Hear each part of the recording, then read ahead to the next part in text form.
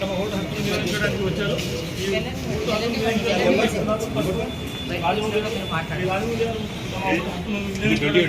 Polling station 28 ఆయన లోపలికి ఎదగడానికి తమ హక్కును చూసుకుని లోపలికి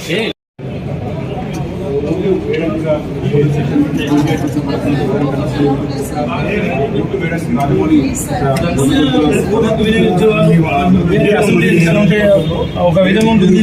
కానీ ఉప ఎన్నికల్లో మాత్రం తమ ఓటు హక్కుని వినియోగించుకోవడానికి చాలా మంది భారం తెలుపుతున్నారు.